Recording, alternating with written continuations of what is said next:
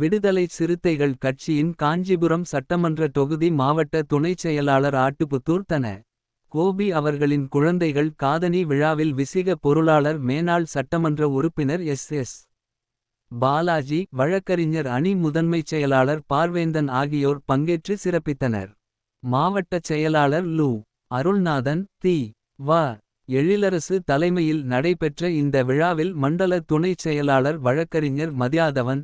மாவட்ட பொருளாளர் திருமாதாசன். சட்டமன்ற தொகுதி துணைச் செயலாளர் ஸ்டான்லி. மாவட்டச் செய்தித் தொடர்பாளர் கனகராஜ். மாவட்ட துணைச் செயலாளர்கள் சத்யா.